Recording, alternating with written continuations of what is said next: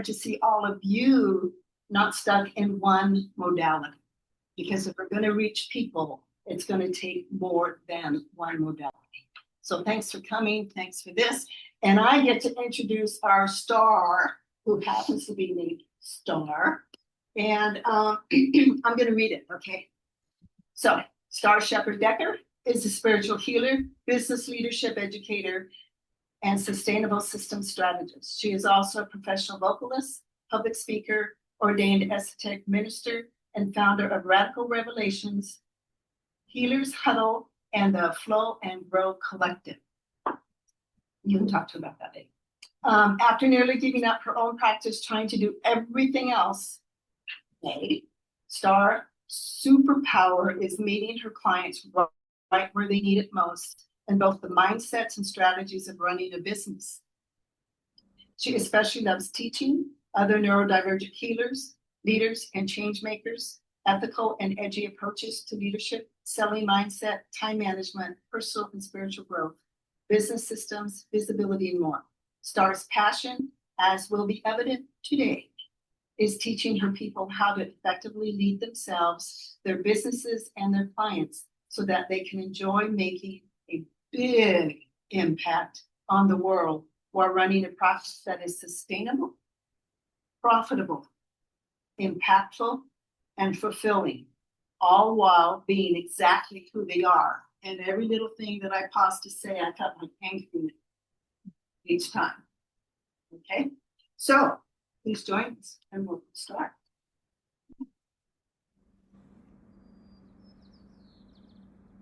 One.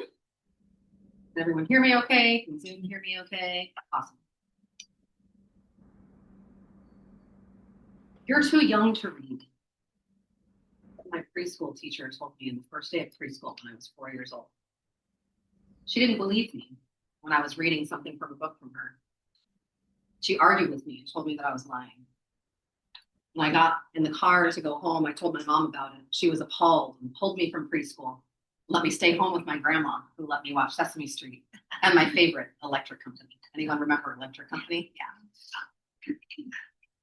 It was up until last year when I was 45 that I learned the term hyperlexia. Anyone in the room know what hyperlexia means? I didn't. It means that you learn to read really young and often comprehend things way beyond your assumed typical for that age. And I often wonder what my life would have been like had I been more understood and met where I was at that very young and tender age of 4 and beyond. Hi, I'm Starr, 2 R's, and I want to welcome you all to my talk today, Understanding and Working with Neurodivergence. I'm so glad you're all. Tish, I want to thank you so much for inviting me to speak today and for giving me an opportunity to share this with you all. And I want to thank all of you for showing up today, just as you are, to be curious, to be open. I want to meet you right where you're at and offer tips and thoughts, no matter where you are in your journey. And I'm just so grateful to get an opportunity to share this material with you because it is so near and dear to my heart. And so before I dive in, raise your hand if you know someone neurodivergent. Yeah, all right, cool, see all the hands up. And raise your hand if you'd like to know more about how to support them just as they are, even if that them is you. Awesome. So can I tell you a little bit about what to expect for my time on this makeshift stage today? So first, I'm going to share a little bit more about my personal journey. And then I'm going to share the top 5 things that I've struggled with as a neurodivergent human. And I'm going to relate them to what my ADHD teacher calls the 5 experiences of neurodivergent. And of course, I'm going to give you some tips and examples and ways to think about yourself. Now, of course, I can't share everything I know in our short time together today. So I will also share a little bit about my work. And I also have a special gift for those of you who have attended today, if you'd like to learn more about me. After this first portion of my talk, there'll be a little Q&A. So feel free to have your questions ready. And then I know that Tish will have some business stuff for you guys to talk about. And then you get more of me. As the second kind of phase today, I'll discuss a little bit more about my work, my modalities that I use with clients, and the 6 phases framework that I use to lead people through this process of like unlearning unconscious bias and replacing it with more holistic approaches to life. And then finally, I'll get to do a little live demonstration about what my work looks like. But first, I have a request, which is I invite you to trust yourself. So often when we get someone on a stage, we kind of like give up our power or our inner authority to the person on stage. And I don't want you to do that. And so only you know where you're at, how these things that I'm sharing today applies to you or your unique situation, or your clients, or your business, or your family members, or yourself. And so please only take what works for you and what resonates with you and what aligns for you, and then just leave the rest, trusting that it's for someone else. Because I'm going to be offering a wide buffet of information, and I don't expect anyone in this room to gorge on everybody.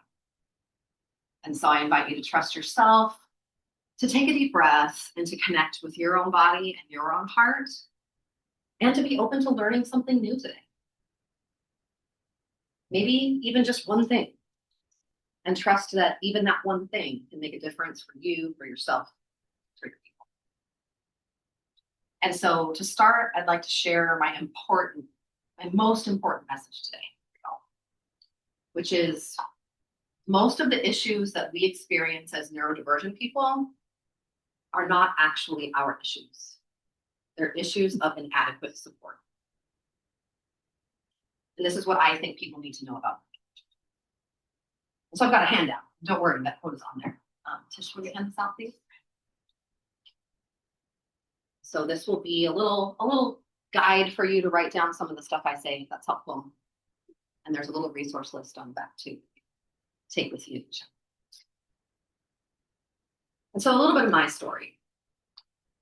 So I still remember the first year of my practitioner training through the Centers for Spiritual Living. I was in my late 20s. And there was this moment where I got like, oh my gosh, not everyone thinks like me. Because I had spent my whole life thinking that everyone else saw the world like I did and processed information like I did and thought like I did. And here we were doing like Enneagram and Strengths Finder and human design. And over again, I came up as like the 1 to 5% of the population in the way that I thought and I reacted to it. And this blew my mind because we all just kind of assume like, well, everyone's like me, right? And of course, this made so much sense because as a kid, I really struggled. I was raised in a really broken and dysfunctional home and family. I haven't lived with either one of my parents since I was 12. Like, I've been through a lot. And I didn't fit in at school. I was super smart. I scored in the 99th percentile in kindergarten after my mom took me out of preschool. She put me in kindergarten. And, but I wasn't like as calm as the nerdy kids, right? I was a little more hyper. I was social. I started performing on stages when I was 4, so I wanted some more attention than those nerdy kids in 4. In school, I was social. I got in trouble for talking. Anyone else get in trouble for talking? I see you. And I also got made fun of for being a teacher's pet because I related more to the adults in the room than I did my own peers. So I was like not cool enough for the cool kids, but I was too interested in the stage for the nerds. And I say that term affectionately because I am a nerd. So. But in public, I was also really shy. I hid behind my mom's leg until I was about 11. I wouldn't ask where the bathroom was. I couldn't order my own milk at the restaurant. Yes, I liked milk. And I went to this place called Super Camp. Anyone familiar with Super Camp? It's not a very good place. It's been around since the 80s. In fact, Tony Robbins was one of the original teachers in the early 80s. And it started out as a camp for adults to help them with self-esteem and confidence and learning skills. And it ended up being for kids. And so I was really struggling in school. Even though I was super smart, I was not getting my homework in on time. I couldn't sit still. Got to the point where like my teacher didn't even like me. And so my self-esteem took a really big hit. And so the summer between 5th and 6th grade, my mom, single mom, got together a big pile of cash. At the time, it was like $1,500 in, 1991, 1990, which was a lot of cash then, and sent me to this 11-day camp called Summer Event. It's about leadership. It's about confidence. It was about communication. We learned memory skills. And really, I learned that I was okay just as I was. And I came back a different kid. I came back able to feel my emotions and communicate what I needed and take up more space. And then about a year after that, my mom sent me away for taking up so much space. But that's a whole other story. And so by the time I was in high school, living with my abusive grandmother, I was so over school. School never really worked for me. Raise your hand if school never really worked for you. That's okay. There's nothing wrong with that. It's not for everyone. So I barely graduated. By the time I was 19, I got pregnant, moved to Oregon, where I had another kid, a divorce, and then I found the love of my life. We had my third child, so I had 3 kids by the time I was 25. When my youngest son, Zane, was a baby, I needed something to get me out of the house to make some money, so I became a karaoke teacher. That was a really fun way to use my energy, my stage presence, my voice, also make some money so I could stay home with my son, which was really important. And around that same time, I got involved with the Centers for Spiritual Living. Raise your hand if you're familiar with the Centers for Spiritual Living. Awesome. So I was involved with the Portland Center for Spiritual Living for about 13 years. Started there in 2002. And after classes in 2006, I decided to take the practitioner training route, which is like a multi-year round of training. I was also the youngest board president in the entire movement. I met with then head Kathy Byrne, who met with me, who came to town for Portland Center for Spiritual Living's 50th anniversary, which I was the event planner for. And she was like, wow, I think I was 26 or 27 at the time. And I was the chair of the board. She's like, you're the youngest chair we've ever had. And so I've always been involved in leadership. I graduated as a practitioner in 2009 at 30 years old. And I was super involved in the center. I taught, I led, I sang, I did classes, I did retreats. I was involved in all things. But at the same time, something was growing inside of me, which is the parts of me that weren't allowed there. The parts of me that had been through trauma that was still unhealed. Parts of me that were struggling with chronic illness. And in the very love and light only community, these well-intentioned, amazing people kind of cast some shame my way for not being able to just think my way out. And so I founded my business, Radical Revelations, in 2013. And in 2015, I sang I Will Always Love You by Whitney Houston at the talent show, and I left. And I went on my merry way, and I decided to take my stuff out into the world. Because I really didn't want to compartmentalize myself. I realized I'd been compartmentalizing 3 very important parts of me. My spiritual part, my activist part, who was always wanting to change the world. He's been a revolutionary since I was 7 when I wanted to boycott McDonald's. And my business part of me that knew that sharing our sacred work in the world and actually changing the way business is also an act of revolution. And so in 2016, I realized I don't know any of this business stuff. So I joined a high-end business academy. And I learned so much. I learned about public speaking. I learned about client attraction. I learned about how to share my message with the world, pick a niche, and all these very important things. But despite years of healing, I reverted back to that little girl school me who just wanted to impress the teachers, who was trying to fit myself into this really neurotypical mold, and who was forcing myself to do things at a pace that does not work with me. And I was doing what I now know as masking. Raise your hand if you're familiar with the term masking. So masking is a term often used for neurodivergence, where we try really hard to appear typical, to appear neurotypical, to fit into the world so that no one will think that there's something wrong with us. And it takes a toll. It's exhausting. And the longer we do it, the more we feel like a fraud or like there's something wrong with us because we can't keep it. And so in 2017, I crashed and burned. I actually gave it up. I said, you know what, Starr? You don't have to do this anymore. It hurts too much. If this is the way that we get our thing out into the world, we can't. So I was on the couch for weeks with a chronic illness. That's had to be enough.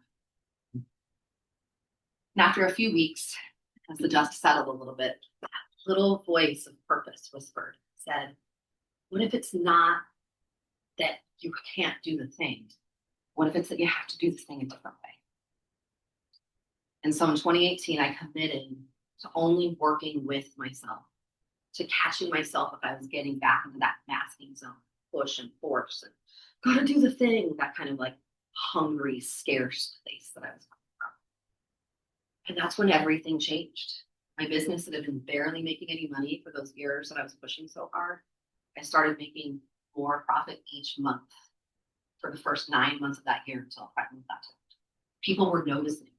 I had founded a monthly networking event in 2016. At the time was the Rad Connections lunch meetup.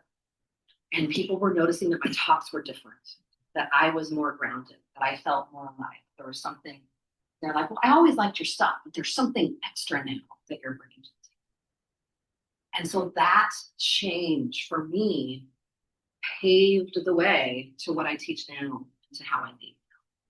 And years later, when I was diagnosed with ADHD in 2022, surprise, I realized what made the difference is that I was working with myself. I was working with my neurodivergence. I was allowing for it to lead the way instead of me trying to shove it in the box. And so now that's what I do, is I get to teach other people what worked and how to work with themselves, not just do a cookie cutter version of what I did for me.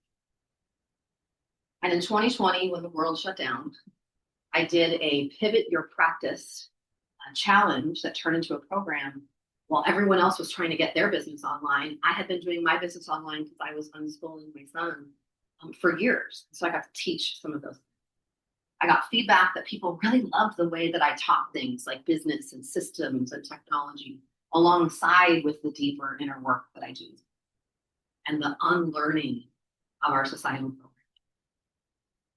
And so in 2021, I founded the Flow and Grow Collective, which I'll tell you a little bit about more later today. And it's now a 3-tiered membership model, meeting people where they are. I get to support and connect people like me with work that fills us, that works with how we are, and that lets people know that there's nothing wrong with them for being with how we are. And my people tend to be neurodivergent, spiritual in a woo, witchy sort of way, like the crystals that I have over here keeping me down, and rebellious. Like, we want to rebel against societal norms and make a difference by doing something different. And it's my calling to support them so they can keep supporting their. And while life isn't without struggles, I still navigate the ups and downs of my own neurodivergence. I got 2 neurodivergent kids at home in their 20s who haven't quite found their way. I love them, and they're each neurodivergent in their own ways. And I still struggle with all the suffering in the planet and how I might contribute to it to make it better. But life is pretty freaking good.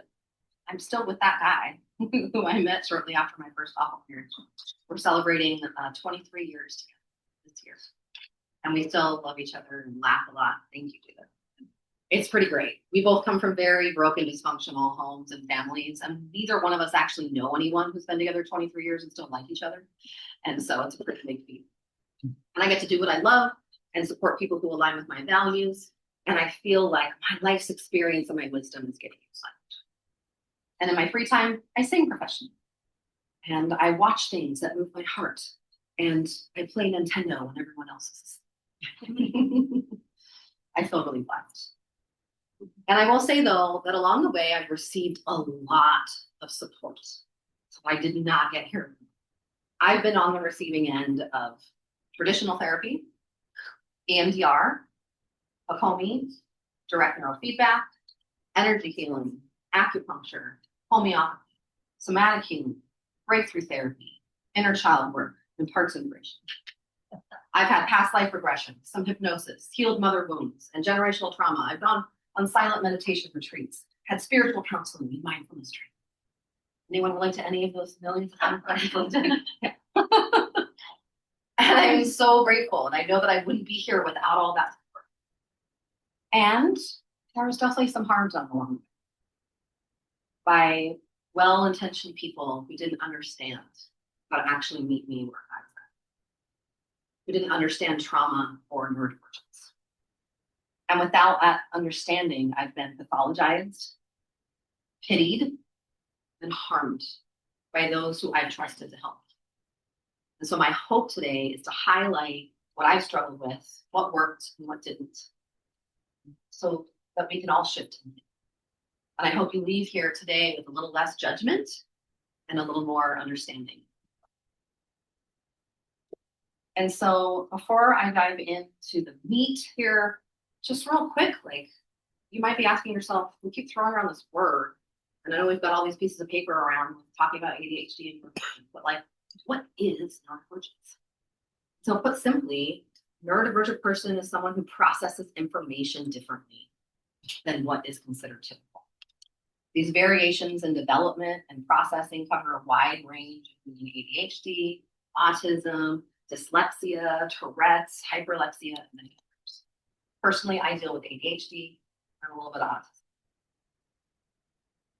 And as I talked about in the handout, you'll notice that little quote is at the top there, accommodations, a lot of what we'll be talking about today. And you'll notice that I've got some notes and I've got a little clicker for myself to keep my eye on my notes. That's how I'm accommodating my own need to stay on track. And then I'm not just standing up here rambling. And also the fact that, since the pandemic, I've spent a lot more time on a computer looking at a Zoom screen, being able to have my little script behind me and scroll and have all my words right there. So I'm going to do my best to stay connected with you all while also staying on track. So let's dive in. You might see on your page that I've got the 5 neurodivergent experiences. So that's what I'm going to start with. So start with the top thing that I've struggled with. And I'll let you know when it's time to fill out. The number one thing that I struggled with, not what you need to write down, is time. Hi, I'm Starr and I'm a recovering lateaholic. You're supposed to say, hi, Starr. So I used to be late all the time. Who here has seen, raise your hand if you've seen the movie The Jerk with Steve Martin. Yeah, quite a few of you. So there's a scene where he's getting ready to leave. He's like, it's all I need is this lamp and this paddleboard game. Oh, wait, I need this. I need this paddleboard game, this lamp, and this chair. That's how I am every time I leave the house. Oh, wait, I need this water bottle and this keys and this wallet. Oh, wait, I need this. And this used to get my mom so upset because she would be trying to walk out the door and I'm still running around trying to gather all the things that I need. And so I now understand that part of this relates to the first neurodivergent experience that I'll have you write down, which is time blindness. Time blindness.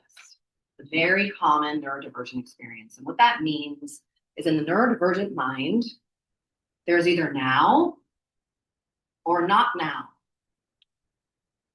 That's it. That's the way that we experience time.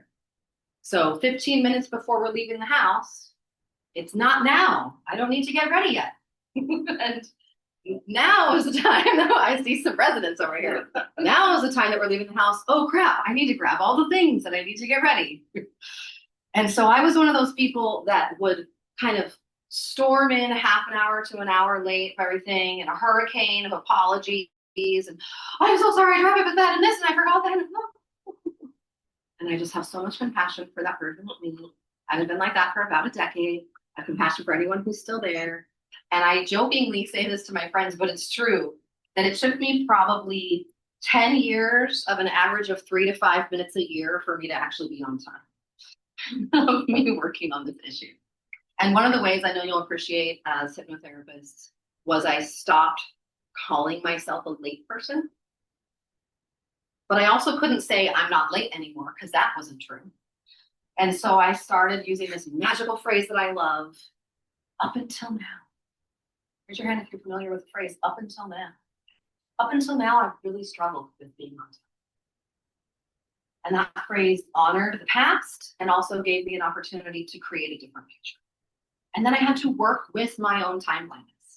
Instead of trying to force myself to be a different person, I just made more time for me to be the person that I am. And that still impacts me to this day as I was preparing for this talk. And I cleared out all this space in my schedule for the week. And I was telling my husband about how I had to say no to some things. I didn't shoot, like, you still have all this time. I was like, yeah, but I have to build in procrastination time. I know that that's going to be a part of my experience is I'm going to wait and wait and wait and wait and wait until it feels more like now. And then I'm going to be able to prepare for my talk. And so now I'm able to work with that instead of against it. I'm able to carve out that time. And the other thing that happens with this is dopamine. So one of the things that neurodivergent minds don't do as well or do differently than our typical brains is the way we regulate dopamine and serotonin. So those are neurotransmitters. And that regulation differs for neurodivergent people. A neurotypical person will just continue to regulate enough dopamine and keep doing the things that need to be done. We will empty out our dopamine and then literally not be able to move forward. Talk about it. But this regulation impacts follow through, executive functioning, mood, sleep, appetite, motivation, pleasure, impulse control. And so working with this time blindness is a lot about self-acceptance and self-awareness. Learning what refills dopamine so I can do things. Making room for how I am. And the most important thing, which I'll continue to hit home over and over again, is ditching the shame about it. Because that's just how I am. And I don't want to feel bad about it every time I leave the house. That's exhausting. So instead, I was just talking with a friend this week and telling her about this talk. And she was like, I still remember when I met you 10 years ago and you told me that you have to wake up 3 hours before you leave anywhere because you know that you'll fill in that time with stuff that doesn't matter. And I was like, oh, you get me. And so ditching the shame and ditching linear progress. Some people, especially neurotypical people, think, well, you wake up and then you do this, and then you do this, and then you do this, and then you leave. I don't do anything like that. I spiral around and swirl around and go from over here to over there, over there, over there, over there. And somehow I manage to leave the house with most, if not all, of my things. And so honoring that in myself. And for others, know that this isn't a moral failing. Try your best not to take it personally. And if you have clients who deal with this, especially as hypnotherapists, instead of trying to fix this about them, just help them heal the shame about being who they are. And I promise that they'll start to adjust something. So the second thing that I really struggled with as a neurodivergent human is follow through. Getting things done. I'll tell you what the neurodivergent experience in that is. So in school, this looked like not finishing my homework. Jobs that look like really wanting to do the task, but just not being able to get it done. Creatively, it can look like taking ideas from my mind and putting them out on this complete object. And so the neurodivergent experience here, for number 2 on your page, is external pressure paralysis. Say that again. Number 2, neurodivergent experience for your notes, external pressure paralysis. This is often called in the world, especially among children or divergent children, pathological demand avoidance. This is where it's like, you can't make me do it. And I can't make me do it either. And there's moments that come up for me where I simply cannot. For me, I've struggled with showers my whole life. It's a lot better now than it used to be, although I did hit a little bit of an old pattern the last month or so. But like when my kids were young, I would say for days, I really need to take a shower. I really should get in the shower. I should probably take a shower. My friends were probably sick of hearing these words coming out. Because there's the neurotypical person who says, well, then just get in the shower. Like, what's the problem here? And yet, now that I understand how my brain works, again, we're back to dopamine. Dopamine regulates the ability to do things, I don't have the dopamine, the brain is like, you can't do that.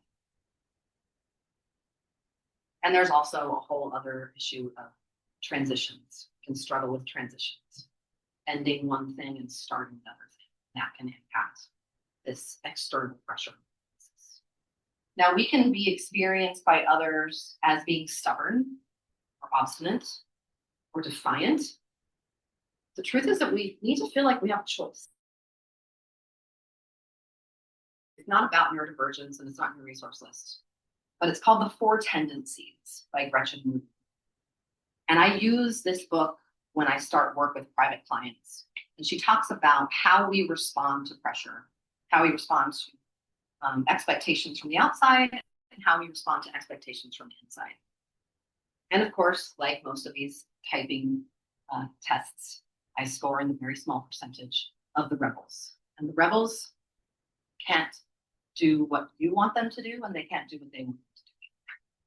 And so there's some really great tools and tips in there about how to work with that. It's helped me with my own children. So it's a little resource. And there's even a free quiz. If you Google Gretchen Rubin, The Four Tendencies quiz, there's a free quiz. There are some videos on YouTube, but they're not as good as the book. And don't buy your $25 program. And it was from experience.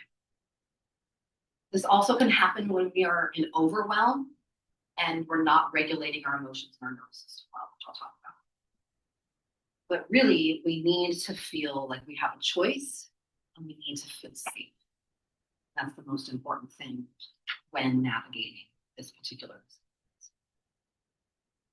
So my third struggle in the world as a neurodivergent human is talking too much and being fidgety. Anyone else relate being fidgety? Yeah. So I've got on my desk over here a worry stone where I can like rub my thumb on this thing. It feels really nice. And I've got this squishy brain that I can squish. I got from someone else's talk. That feels really nice to my hands. I really like that I get to hold this while I'm talking to you, so I can fiddle with it a little bit. So I got in trouble in school for talking. It was the only time I ever got written up. I still remember in third grade, we had this like system on the wall with the green and the yellow and the red. Red, that meant you got written up.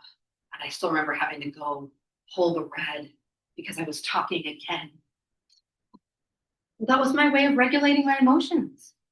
And so this neurodivergent experience number 3 for your paper is emotional and attention dysregulation. Emotional and attention dysregulation. We have trouble regulating our attention, knowing what to look at, when to look at it, how to look at it, how long to look at it, and regulating our emotions. Sometimes they spill over in weird ways. And I would say also, as a person who's been through a lot of trauma, this gets more highly impacted if we also have trouble regulating our nervous system because of trauma. And so the more we can help regulate our nervous system, the more we can help regulate our emotions and attention. I remember I came home from first grade and I was looking for my soft thing. It was an old slip that my mom had that I used to sit and rub together. My mom had waited till I went to school and threw it away. The little girl in me is still really sad because that's one of the ways that I regulate myself. Another word for that in the neurodivergent world is stimming. Raise your hand if you've heard the term stimming. Yeah. So stimming, S-T-I-M-M-I-N-G. And so it's kind of like fidgeting, but more intentional. There's actually a lot of really cool stimming tools online, little fidget sticks and fidget cubes and all sorts of different things that those of us who have this can use. Before I knew what this was, and when I used to cross my arms a lot, I would cross my arms like this, and then I would go like this with my shirt and rub my fingers together, and I would wear holes in my shirt. Now I don't cross my arms as much. So I've learned a little bit more about that energetically. But I still trace the outside of my fingers, and I find ways that don't hurt me to stim. My mom used to just rip the corner of her thumbs off, and the corners of her thumbs were all. So I don't want to hurt myself. I find ways to stim safely. But it's how I regulate my emotions, or like what Tish was talking about earlier, anchoring. Right? Stimming can be a form of anchoring. Yes. Yeah, and it can kind of like take us down a notch, especially if we're highly stimulated. Talking is how I regulate both. Talking is a very important part of my experience being a human. One of the ways that I regulate my attention when I'm working is I put on super obnoxious, glitchy techno. And that gets a part of my brain to be like, ooh, cool, different patterns and noises. And then I can focus on my work. Well, it's like telling your kid to go play when you get some stuff done. Another way that I regulate my emotions that you may have read about in the journal is my tea cupboard. So I have a lot of tea, and I invite people over for tea, and then they go reach in my tea cupboard and they mess up my system. I don't like that. So I did an inventory of all the 25 different teas that I have, and I wrote it on an index card in different categories, and it's taped on the inside of that cupboard. So when I have people over for tea, I go, what kind of tea would you like? And I show them the list, and then I can grab it myself so they don't mess up. And then I don't have to take out my emotional dysregulation. And so for clients, for your hypnotherapists and coaches out there, you're worried about your client moving around too much or not being able to hold still enough. That's a common misconception. Can people with neurodivergence even be hypnotized? Because can they hold still and hold their attention for that long? Well, maybe stop trying to make them a neurotypical person. Let them move around. Give them a hammock. Turn the lights down. Give them something to fidget with. One of my clients who also sees a hypnotherapist, they said, well, my hypnotherapist has my attention brain count backwards from 100 while I'm also getting hypnotherapy. It's just like my glitchy techno. Gives that part of my brain something. So I'm going to move on to the fourth challenge for me. I'll tell you what's right there in a moment. I was taking it really personally when people, especially as a kid. I just couldn't get anyone would not like me, like I'm so cool. I'm like the neatest person ever. Why doesn't anyone like me?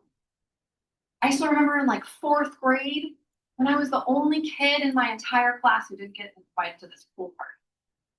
And it like bummed me out. You can tell what I'm talking about. There's a little girl in me. It's just like, why didn't they want me at their party? I spent a long time making sure that people weren't mad at me. Like my husband has a very neutral face. The first 3 to 5 years of our marriage, I'd be like, are you okay? Did I do anything? And I learned it's just a space. And I don't have to keep checking in with him. And this comes both from being neurodivergent and being raised by narcissists, where I was raised really well to take care of the emotions of the people around me for my own safety. So there's that. But even as I peel those layers, there's still this part of me that's part of the neurodivergent experience. So neurodivergent experience number 4 is rejection sensitivity dysphoria. And again, rejection sensitivity dysphoria. Now, there's mixed feelings in the neurodivergent world as to whether or not this is a real thing, especially by scientists who aren't neurodivergent and are trying to classify us. But for those of us who are neurodivergent, we're like, that's a thing. And what it is intense pain or reaction when we're rejected and criticized. Like intense, like we take it way over the top, out of proportion. We're often called too sensitive. And when our needs are not accommodated, or worse, ridiculed, this often gets triggered too. So it's not just about you don't like me, it's that you're going to make me feel bad for needing my worry stone or my soft thing. Right? And this intensifies it. We feel rejected, we feel misunderstood, we feel like there's something wrong. We feel shame for being who we are.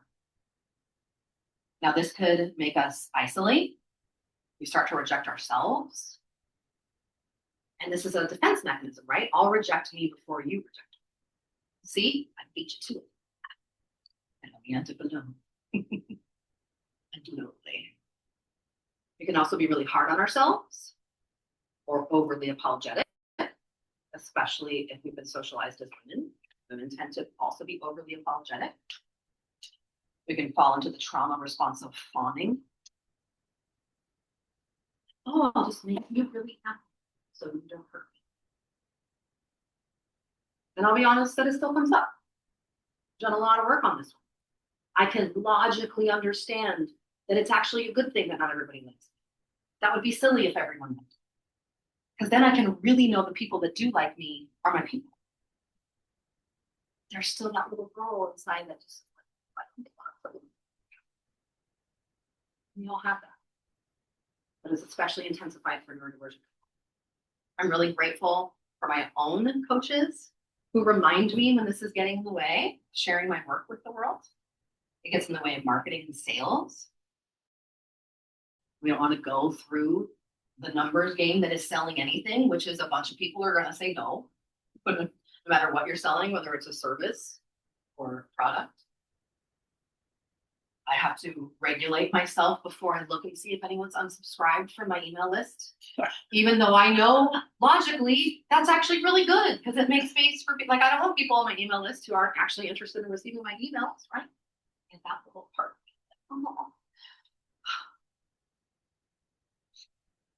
And so learning better emotional regulation helps. But I'm way better at regulating my own emotions so that when they come up, they don't stay in me. And building trust with people who do actually like me helps so that when they tell me they like me, I believe them. Building evidence of people who respect me helps because my brain is really good at pointing out all people who aren't interested. And understanding that there will be a part of me that is like this all the time helps too. So I can work with it instead of trying to stuff it down and fix it. So I can accommodate that. And so this is a great segue into the invitation I want to make to you today, because I still get a little bit nervous being like, so I do a thing. Want to hear about the thing? Would it be okay if I share with you about the thing? Yeah. Nope. I will get to the fifth one right after this, but thank you. Thanks for asking. So I'm not going to let my fear of rejection get in the way of just offering you something that might be a little helpful, especially if you're neurodivergent. Can I just take like 2 minutes and tell you about it? Sure. Awesome. So in 2021, after switching niches a bunch of times, I realized that like healers were really my people that offer some sort of service, some sort of healing service, and have like this calling to change the world.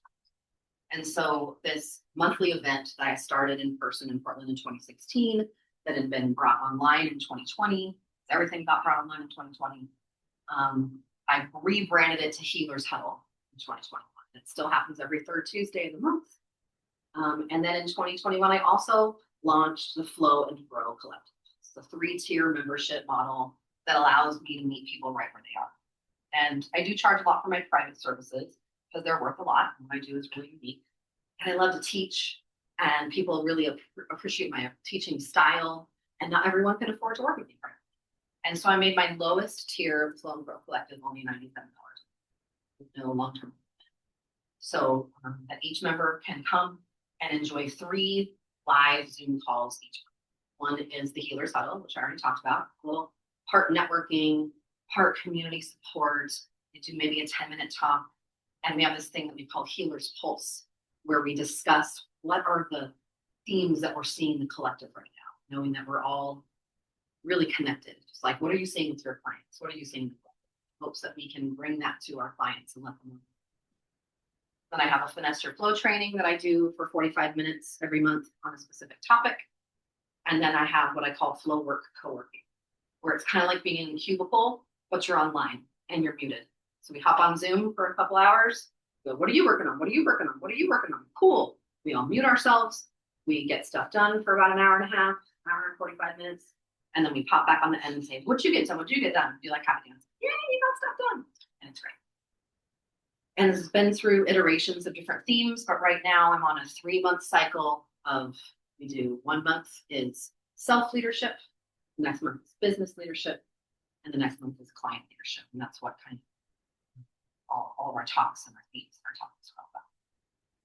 So for example, in January of this year, the topic was reclaim your power. February, it was your big why. In March, it was sales as service. So that's the toe dip level of my program or my membership.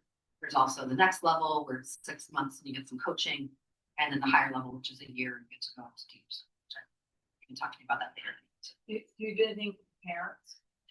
So no, specifically, this is for neurodivergent professional healers.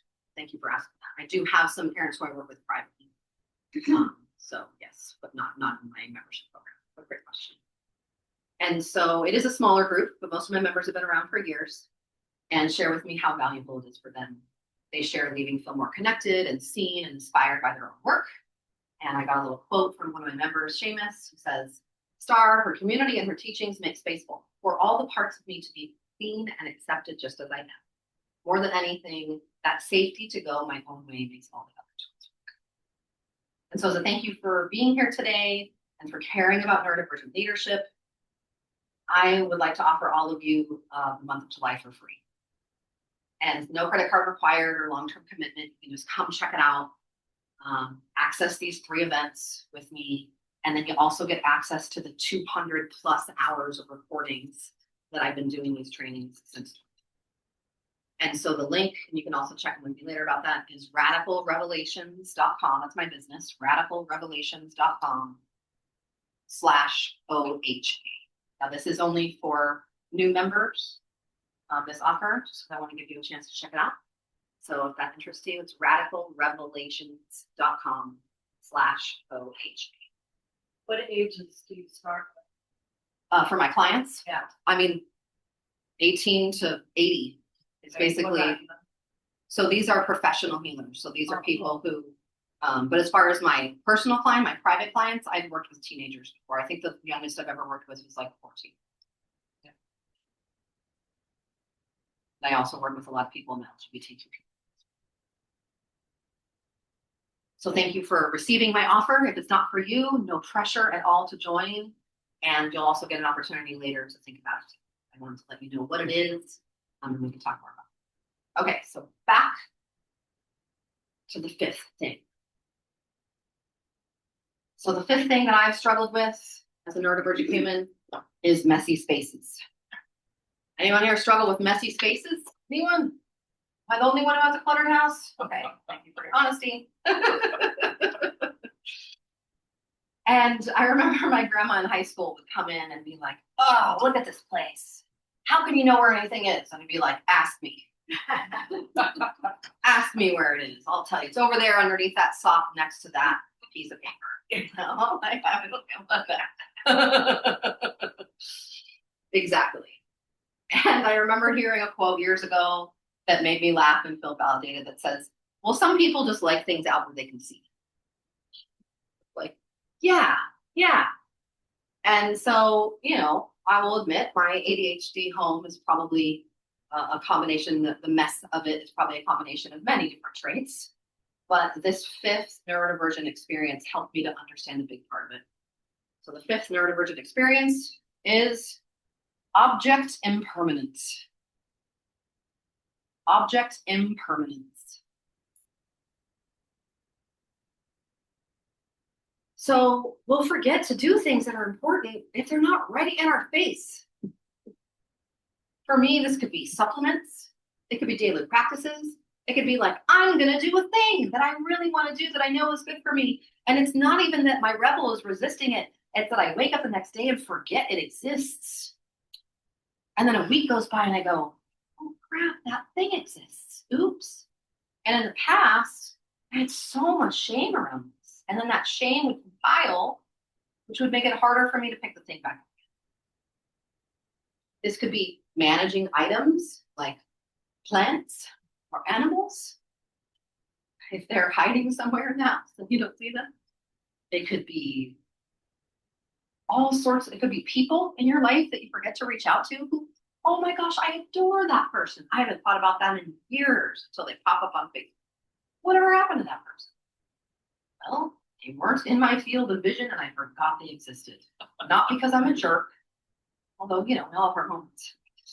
Because my brain is like out of sight, out of mind, which is a thing. And so to work with that in myself, I have a lot of different to-do lists, sometimes paper ones. And, you know, I've got notes on my computer. I've got fancy geeky software that I use. And I circle back through them because, you know, I get bored with one. That's the only one that I use all the time. And then sometimes I forget that I did that. And I go, oh yeah, I remember that app Monday to track your stuff. I set that up like 2 years ago and it worked for a week and then I forgot it existed for 2 years. And so I have to release the shame around that and laugh. Laughing is very important. Being kind to myself, not laughing in a big little finger waggy sort of way, but laughing in a, well, this is what it's like to be me and I have to be okay with that sort of way. I like apps. There's this really great self-care app that goes with my nerd love of gaming called Finch. This is really great for kids too, if y'all know about Finch. Geeky self-care app on my phone that now I'm realizing I haven't checked in with today. And I want to keep up my 256-day streak, so I'm going to do that later. But I get to set goals for myself. And then I get to go in every day and I've got this little bird that I named Chirpsy. And then I get to go in and tell Chirpsy that I've done all my goals and it makes a little boom, boom, boom, gives me little dopamine hits. And then it gives me little stones that I can spend on buying Chirpsy different outfits and different furniture for their house. And my Chirpsy has they them pronouns. And so it's so fun and it works with who I am. I can have it as like a widget on my phone. So as I'm scrolling through, it's like, Chirpsy's on an adventure. I'm like, oh yeah, Chirpsy, I gotta check in with Chirpsy. You can connect with friends and visit your friend and give them hugs and gratitude. So it's got a social aspect to it. And that's one of the tools that I use for this object impermanence thing, because I will put things on that list to remind myself and forget it exists until I go through my goals list. And it goes, hey, have you washed your water bottle? Oh, that's a great idea. I should probably do that at least once a month. And so there are tools that we can use to help us manage these things. So that we don't feel the shame of like there's something wrong with us because we have object. We can use, as business owners, we can use tools like CRMs, contact relationship management tool, to remind us that people exist and to reach out to people and to connect with our audience and to connect with our network. But I would say my biggest struggle through all these years that weaves through all the 5 things that I've told you all today is shame. Shame for being how I am. Shame for not being able to be consistent with my output or my progress. Because as I mentioned earlier, linear progress is not a thing for me. I mean, personally, I don't think it's a thing anywhere, but specifically for neurodivergent folks, the spiral model, spiraling around and swirling around and having that be okay. For preparing for this talk, there'd be so many neurotypical people would be like, you come up with your outline and you fill in your stories and then you da-da-da-da. That's not how I work. I got 3 different notebooks from a bunch of different meetings with Tish. I had a spot in Notion, a tool that I use for project management that I put a bunch of stuff. And I had all these ideas from these conversations that I had. And I've got a spot that I use on my China cabinet for sticky notes. And first I had to get all of it out into my head, onto the sticky notes, onto the thing. And then I had to go take breaks and watch a couple episodes of The Bear. Season just came. And then I would come back and then I would get all of those into an outline and then those into a thing. And I had to kind of swirl around and be like, oh yeah, and then that goes in a sticky note. And then look at my sticky notes and be like, did I get everything over here? And I used to be so shameful about this process. And one of the things that I've gotten to the point is this week I got to remind myself and turn towards me and go, hey, Starr, this is the part that you enjoy, remember?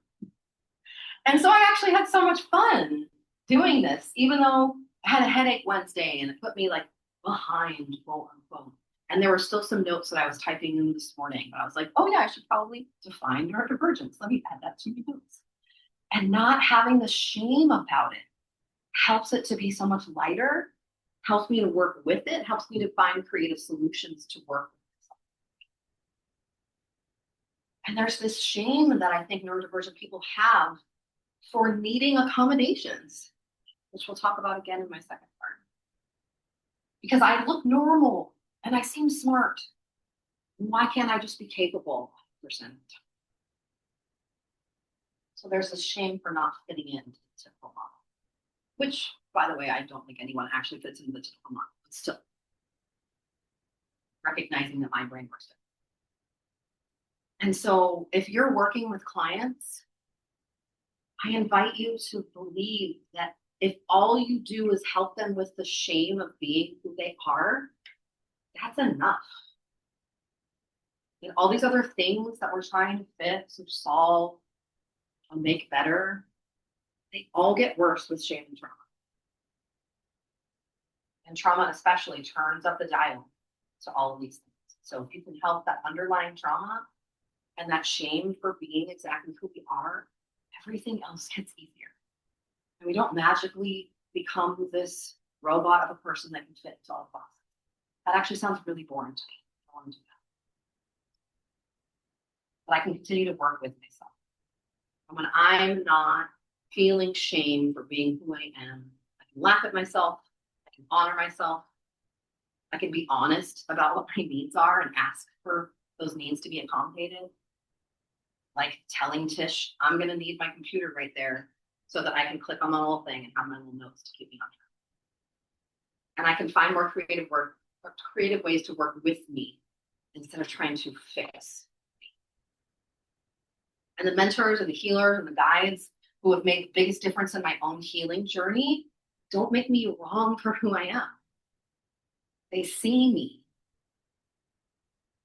I feel seen and safe and accepted. That's when the magic happens. When we feel truly seen, safe.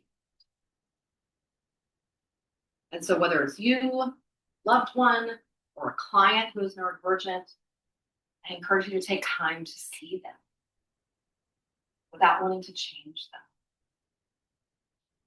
And remember, just like the quote at the top of your page said, most of the issues that we experience as neurodivergent people are not actually our issues.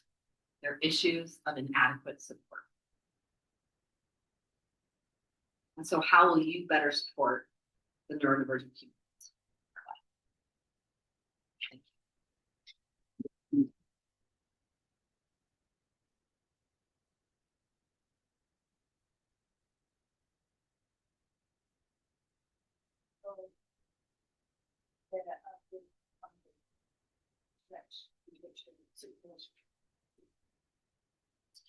We have, And not only that, pass her on a microphone if you'd like.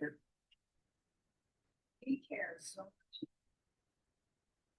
Summer hydration, important, and 4th of July.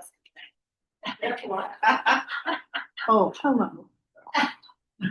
I have to repeat everything I just said. Yeah. Make sure every word, punctuation. And the appropriate enunciation. Yes, okay. Yeah, no, they can hear. Yeah. So anyway, we're going to take some question and answers. And if you do need to get up and go to the restroom, Starr will not be offended. Go ahead and get up quietly and go. Who has a question? Of course you do. Here. I love questions.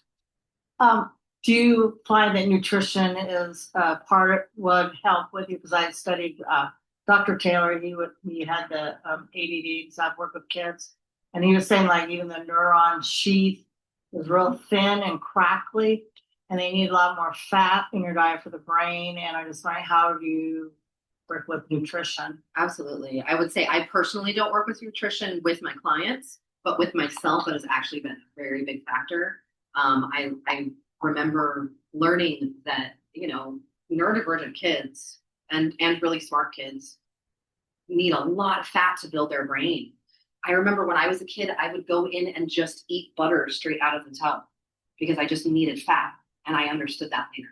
And I've tried personally like vegetarian diets, and I need animal protein personally. Like I do chicken and fish. But for me, it doesn't quite work. I would get really kind of like, whoa, not be able to focus. And I would say nutrition and exercise. One of the resources on the back of your list is ADHD 2.0, which is a really great resource. And they talk a lot about just movement is so helpful because it gets things moving. It doesn't have to be super strenuous. It doesn't have to be cardio. You don't have to go to the gym, but like connection to nature and movement, and absolutely like, sugar. And I talk to a lot of parents who when they get their kids off of like artificial dyes and things and high fructose corn syrup, that helps too. But I do see a correlation with like fat and protein, sure, as well. Great question. Another question? Gannon. Okay, Karen. So I'm curious, so we're hypnotists, so we basically deal with changing behaviors of people. A lot of these behaviors fall into your category. So where do you draw the line between saying, hey, if you could wave a magic wand, what do you want to change about yourself? To I need to refer you to Starr. It's a great question. At what point do you draw that line? Yeah, I would say, first of all, trust yourself to see what's within your scope. And like I talked about earlier, addressing shame and trauma first, I would say is always going to be. This is a switch that you can flip off these things, but I found that by addressing trauma and healing shame, it's like it turns the dial down a little bit. And then I would say once you've done some of that work, if they're still finding, hiccups or hitting walls, that might be the time to challenge. Because I also work with, shame and trauma, but I do it in a very different way. And I could see how hypnotherapy would also maybe even be a really nice, parallel, a complement to the work. Right, but we can only take it so far, and then Yeah. you gotta, If you're still hitting that wall, and I'd find, really addressing your own unconscious bias too, as a practitioner, that this isn't something that is wrong with them that needs to be fixed, but if it's impacting their life, that you can help them with the shame around it and help them to open up to the possibility of finding creative solutions rather than hypnotherapy is going to make this go. Yeah, this one follow-up. Yeah. Is there a point where danger, could be a dangerous situation, like dangerous behavior? I mean, I think you would take your client's lead on that. If they're finding that they're hitting a wall, I mean, that might be a time to actually see someone who's more like a psychotherapist who specializes in neurodivergence. If there's harm to self or harm to others, especially in like small children, but make sure that they are not pathologizing, that they're really wanting to work with them. So I know a lot of my friends who have autism say that the organization Autism Speaks is not the organization to go to because they're all about pathologizing and making them feel bad about themselves, and that actually causes more harm. Remind me your name again? Lanita? Yes. How did you feel about the whole medication process once one's diagnosed? That's a great question. I think it's really such an individual choice. I personally have not gone on medication, but I know some of my colleagues and friends who medication has made a really big difference for them, especially around executive functioning and task management. I also know that there are some more holistic approaches. I'm not a diagnoser or a giver of things, but I know my own naturopath, when I got diagnosed, gave me rhodiola, which actually didn't work for me because I have the more hyper version of it, and it kind of I don't need to be amped up anymore. Like I'm good. But for some people who struggle with focus, I'm more hyper focused. Rhodiola can be a good option, and in addition to some good options as well. For if you want to go on supplements, there's some really great naturopaths right here in Oregon who can help you find a different route, or help people find a different route. But I think it's really such a personal choice. Some people really have found great things going the medication route, while other people either don't want to take medication or find that they have to go through so many iterations of finding the right one that it ends up causing more harm. Okay. Do you feel it also tamp the person's creativity? I've heard both. I have heard for some people it does kind of turn down the dial of creativity, and for others it made it to where they could focus their creativity more and get things done. So I just think that we're all so unique. There's not really a one size fits all answer to that. That's a great question. Thank you. Thank you. Thanks for asking that, because in being a retired educator of high schoolers and being in kind of a special ed alternative process kids, had a lot of them with ADHD and excessive compulsive, etc. And you're right, the medication worked for some and not for others. And some became very creative, others were like zombies. Yeah. And they're hormonal. I mean, it's not like, oh, this month it's great and I'm going to be wonderful. And then the next month it's like, what happened? It happened. I have another comment because I was diagnosed ADHD and I totally refused it. I said, I don't want to interfere with my creative, abilities and I'm usually very organized, which doesn't quite fit all of this either. That's been sliding a little bit lately, but I spent a lot of time thinking about it and being organized. So it is, I make an effort, but so I don't know if I fit all of those categories, but and therefore I also did feel like I actually fit the diagnosis, but it's probably accurate, but I still refuse to go that route with the medication. Yeah, I felt like yeah. it affect my driving and other things. So And I get that. I have some chronic illness stuff that I'm not willing to trigger by playing around with medication. And Right. so I get that as well. And I think the most important is people feel like they have their autonomy and that they get to choose for themselves. What's your name? Jade, Hi, Jade. I have a question on personal relationship aspects since you brought up the showering. Would assume this would be kind of under the external pressure paralysis, where I've had experiences with my brother and a spouse where they don't regularly shower. And I know trying to, meet them where they're at, or, oh, I bet it would feel really good to clean up or take a shower.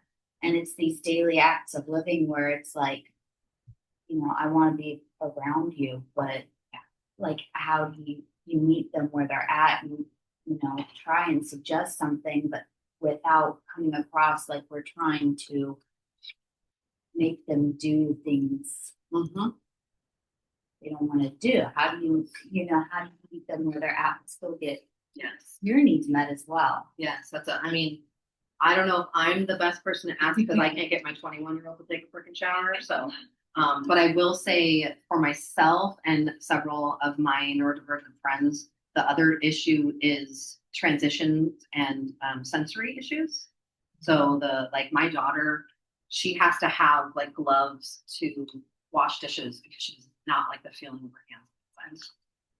Or, certain people don't like the experience of the end of the shower where it's really cold. And so, or the transition of just going from one thing to the next can be really hard. Because once I'm in there, the shower's great, but I have to build in like a good half hour to an hour of me saying, okay, I'm going to get in the shower first before I actually get in the shower. Because it's like, there's a part of me that's like, but it's different. And I want it to be different.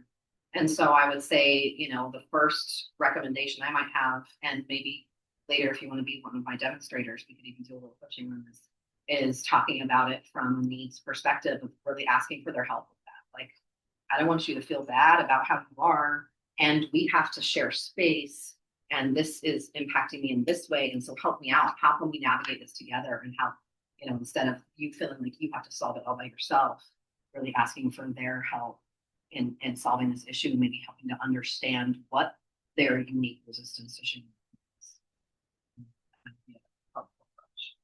But I would say there's so many different things that can impact that. Trauma. I know I was raised by narcissists, and a lot of people raised by narcissists really struggle with self-care, just like brushing teeth or taking a shower or prioritizing our own needs. So I've got trauma stuff, I've got sensory stuff, I've got resistance stuff, I could be spending my time doing so many other things. Oh, like shower is boring. Like there's so many layers of things just for me. And so I think maybe being in a position of like, how can I help you understand this better so that we can work together? Like we're a team. How can we solve this together?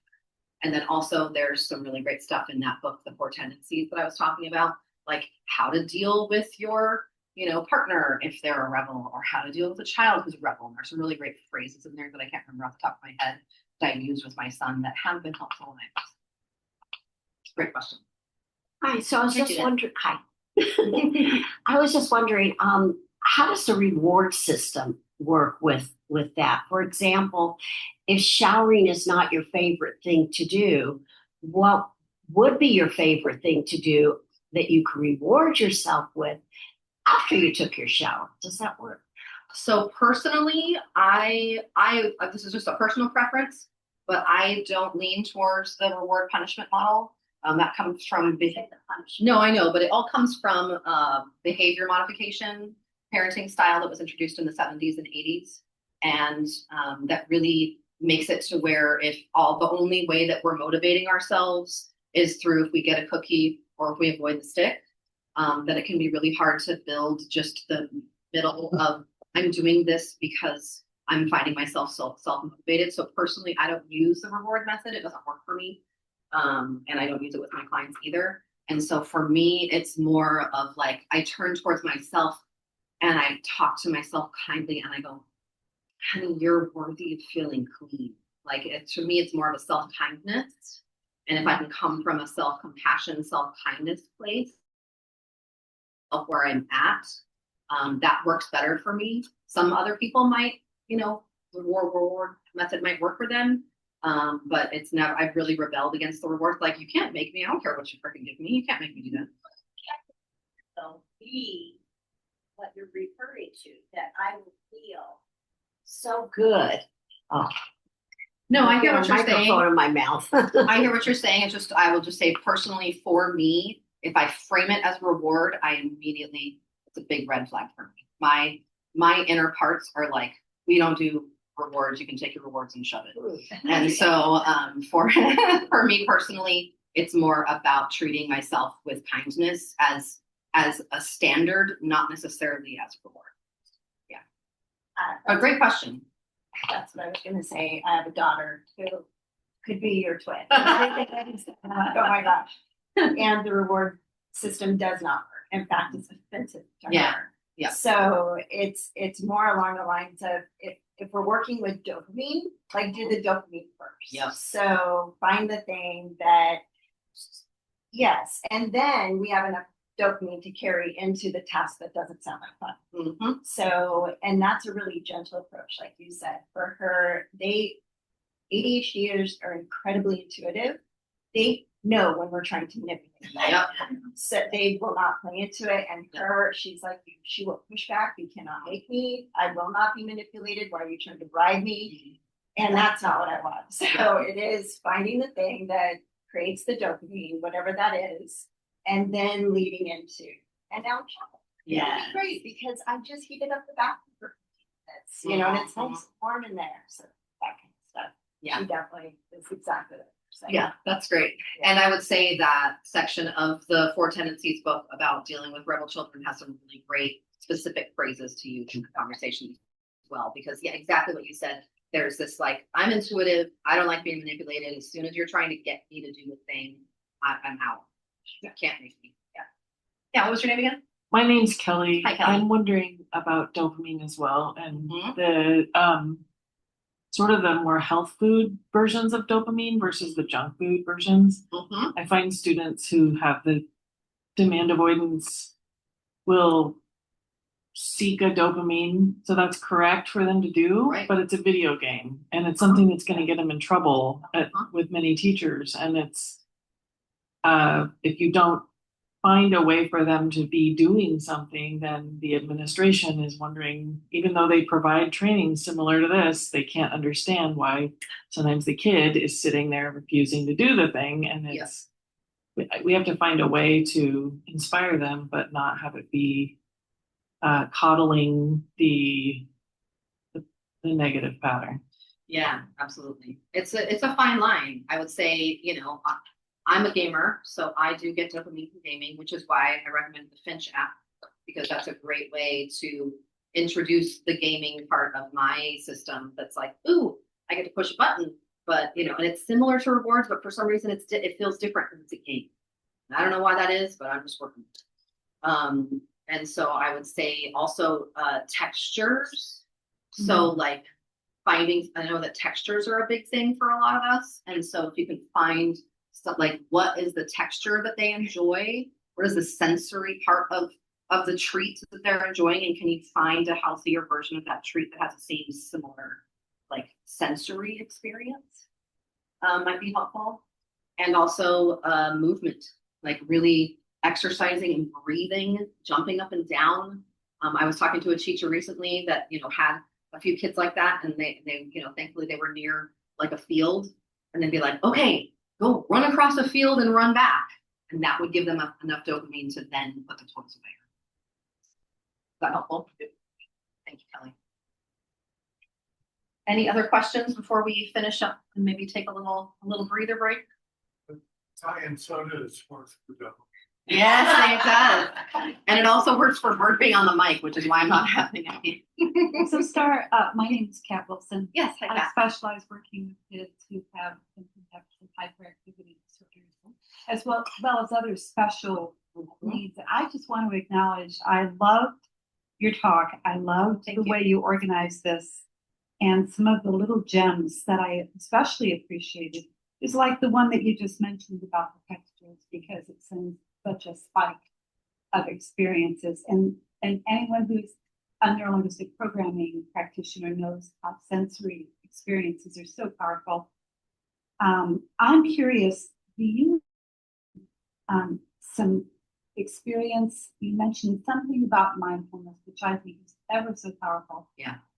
My oldest daughter is 48, and she's got 9 kids. Ooh, and she is very, very much the attention deficit hyperactivity disorder. And a number of her kids have got different things.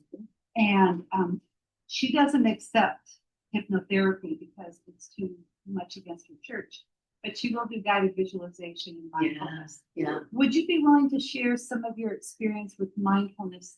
Have you used any of the experiences, either the Buddhism approach or some other that's been useful for these kids? Yeah, thank you for that question. Great question. And thanks for the affirmation that my talk was useful. That means a lot. Appreciate that. So yeah, mindfulness has been a big part of my practice. Meditation has been a big part of my practice. And really meeting myself where I'm at, which means like I had to start in really small doses. So this whole like sit for 5 minutes, like when I first started doing that 20 years ago, that was freaking painful. And so like making, you know, visualizations can be really helpful. One of the things I didn't bring up is another form of neurodivergence is aphantasia. Raise your hand if you're familiar with what aphantasia is.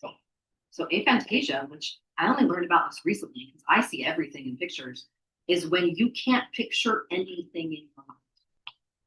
And so I've got a client who has been so helpful in helping me see the blind spots and how I lead people through things like meditation. Because if I'm like, imagine that you're in a forest, they cannot. That is not something that their brain is able to do. If I say picture an apple, they cannot picture an apple. And so I have to find ways to work around that and go think about what it feels like to be in a forest. And so I think guided visualizations are super helpful. Talking through emotions, emotional regulation through mindfulness practices is really helpful. For me personally, like recognizing, I still remember I was in practitioner training similar to my, oh my God, not everyone thinks like me, was the realization that, oh my God, emotions live in the body? What? So somatic practices are really helpful. There's a great book it's a thick one, so it might not be for your daughter, but you might be able to get some gems for it, called My Grandmother's Hands by Resmaa Menakem. It's about racial trauma, and it's got some really great like experiential, it's packed full of experientials. And it talks a lot about how indigenous cultures use things like shaking and humming and rocking to move trauma through the body. And so I use those techniques a lot. If I'm feeling, tapping is another great one. I've got several clients who are EFT practitioners. And so there's lots of ways to address the nervous system. And I would say, especially, you know, for kids, like address getting their nervous system. Like I was saying before, if we get their nervous system regulated, it's a lot easier to regulate emotions and attention. There's also the vagus nerve. Vagus nerve stuff. There's lots of stuff out there on the vagus. The spine. Yep. there's so much out there right now. That's beside Yeah, and just meeting people where they're at, you know, like if they're really young, make it a game. I mean, make silly noises, like take a deep breath in and make a silly noise out. You know, like making it fun, but also meeting them where they're at. Having them imagine something that they want to imagine, you know, rather than something you want them to imagine. And I would say, you know, mindfulness, noticing what's going on in your body. I do a lot of work around the present moment, and our bodies are always in the present moment. And so just by tapping into our five senses, even closing our eyes and being like, what can you hear? What's the furthest sound away that you can hear right now? Can you notice your breath? What can you feel what's underneath your feet? What do you smell? Are you tasting a taste in your mouth? Just bringing ourselves to our five senses is one of the most basic and powerful mindfulness techniques. Great question, Kat. Is that helpful? Yeah, Glenn. That condition where they can't make pictures in their mind is fascinating. Because I wonder if they have trouble reading, if that's connected to reading disorders. And can they draw? Can they draw from the imagination? Right. Yeah. And my client also cannot hear music in their head, which to me is someone who always has a freaking song playing in her head. It's baffling. Yeah, exactly. Yeah. Dan, Hi, you're going to get a point of view because you probably noticed that I'm sitting here standing and very neurodivergent. What she You just can smell it from here.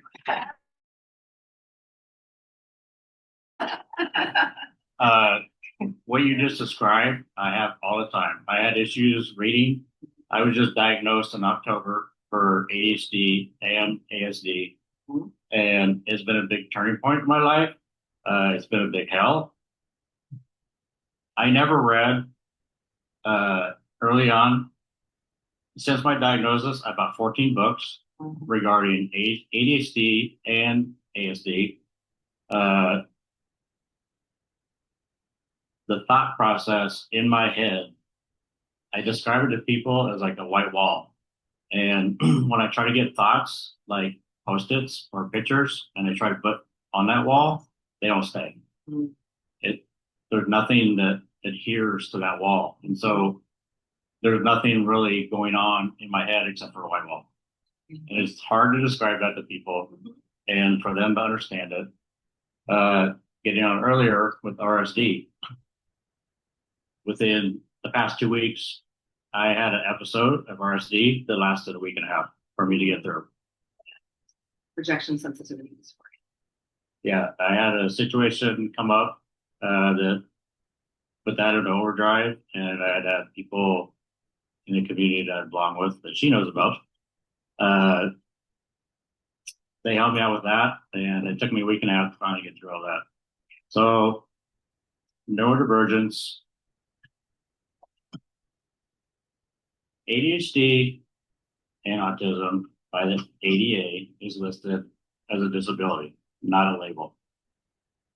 So people who want to say another label regarding this is very inappropriate. It is legitimately a disability for us. And we have trouble with brain functioning that a lot of people do not understand. Yeah. Thank you for sharing that. And I'll just say that some of the stuff I'm going to talk about in the little demonstration I'm going to do with Tish later around parts work, I find it is really helpful for the stuff that you just described. Turn towards those parts that are that like, they didn't want me to play with them. Ouch. I'll just go hide in the corner. And so whatever your experience was, thank you for sharing it. Appreciate it. I'm glad you're here. Dan, I'm gonna put you on the spot. Okay. Do you mind if I share when we talked about your eyes? Do you remember that? Yeah. Yeah. Can you share that? So when I talk with people and there's like a disapproval, there's a eye rolling that I do that isn't coherent to me. Like it's a reaction that is natural, but it's not something I do intentionally. And so people pick up on that. And also getting back to your husband's face.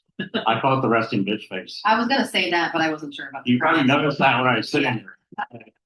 this is my face. I'm happy, but people think I'm not. And it's like, they don't know me, so I don't really care. But yeah, it's my resting bitch face. And when I got my diagnosis and I wrote down through symptoms, it's literally in symptoms that they don't call resting bitch face, but it's noted that way. Kind of a non-affect base. And you also mentioned that as far as as far as relationships go, the eye rolling was then interpreted by not being respected or ignored by partners or people, and that's not it at all. Yeah.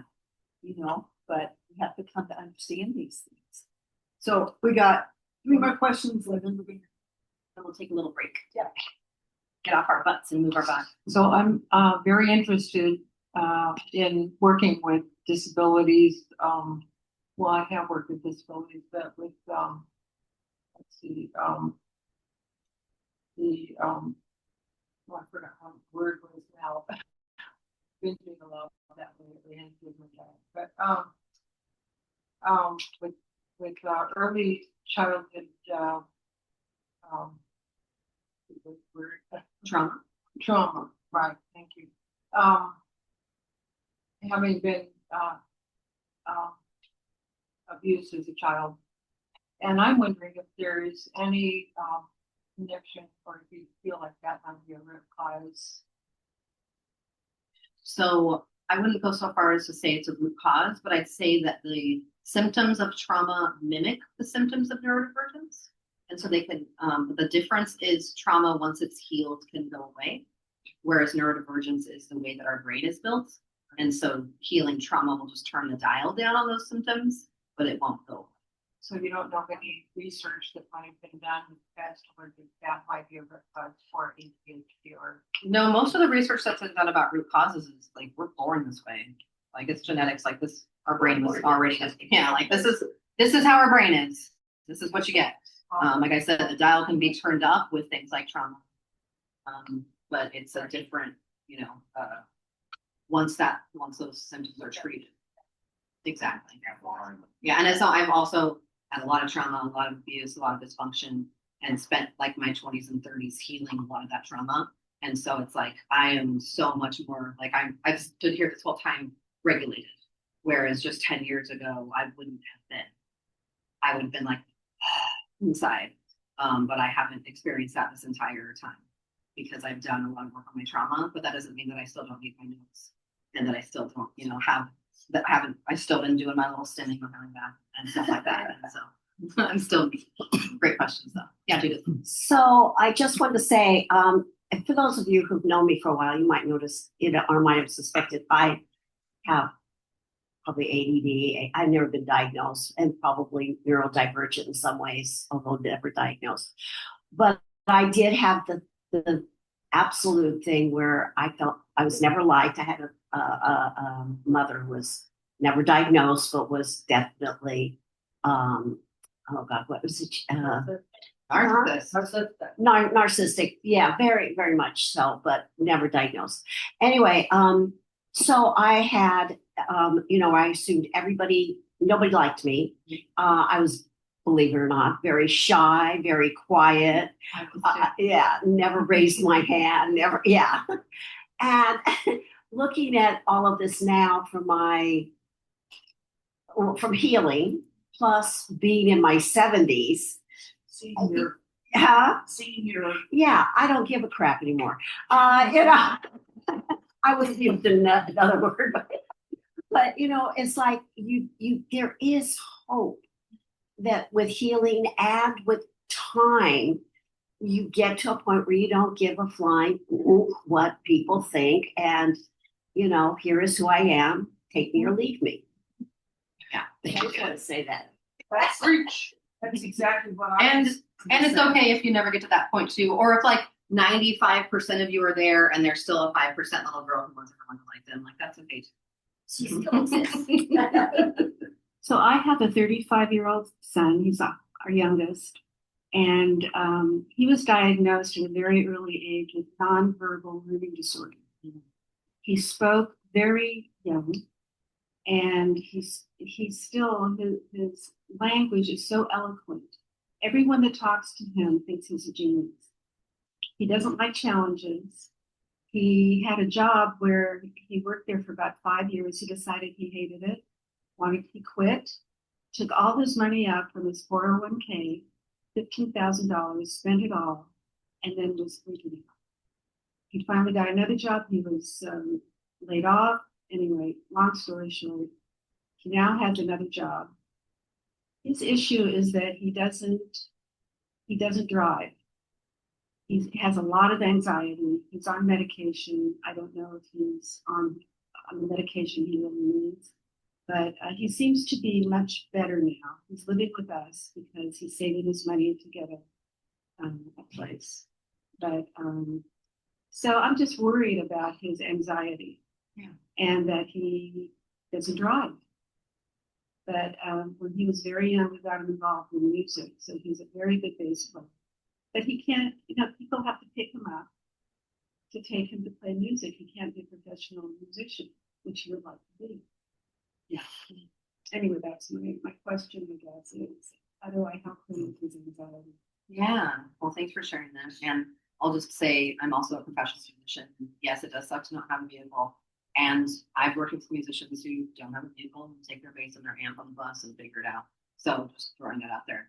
That doesn't have to be right. But I would just say personally, for me, it always comes back to shame. That anxiety is masking shame, because if we are ashamed of who we are, if we're ashamed, we're going to bother other people with our accommodations needs. If we're ashamed, we're going to say something wrong with fear. That causes a lot of anxiety. My shame has helped a lot with my anxiety, as has doing that thing I was talking to Kat about, being in the present moment. Because anxiety is about projecting into the future that something bad is going to happen.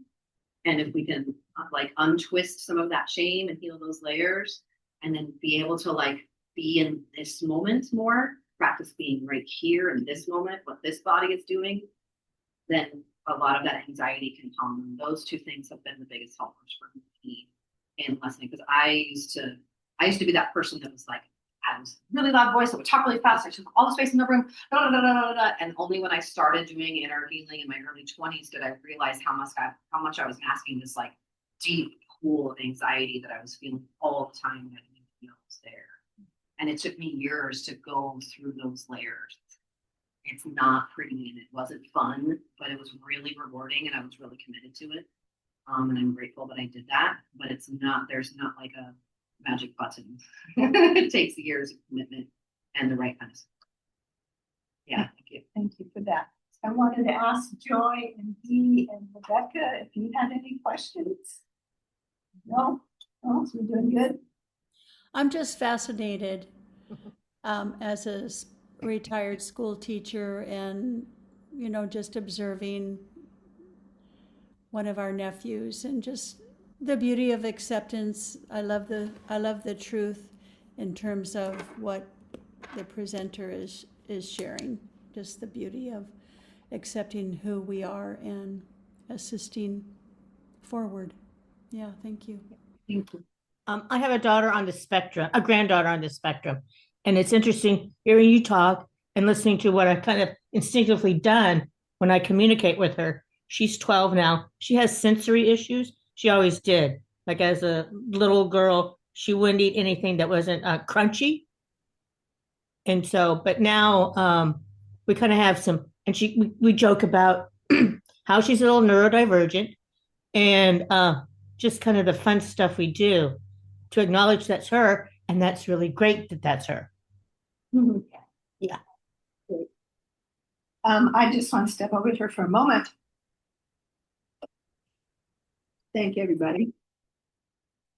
Boy, I was getting emotional at this moment. I know it's good stuff running around. So, what I want to say is every one of us is neurodivergent. Every one of us has something going on. I am a auditory visual learner. And so when they wanted me to do whatever, I'm like, what? No, that's not me. the whole point of hypnosis, you know, because it was kind of like focusing on, okay, how does a hypnotherapist handle, you know, a neurodivergent or ADHD or coming to the office? And you know what? The same way we handle everybody else. We take in the intake, we listen to them, we utilize whatever there is and where they're at. We don't have to think in our brains, oh, I've got to do something special or different, even though you shared ideas. The point is, hypnotherapists accept you where you're at. Okay, so I just wanted to remember that. Okay, take 10. I can go cry in the corner. Thank you, everyone. Let's take 10. Get off.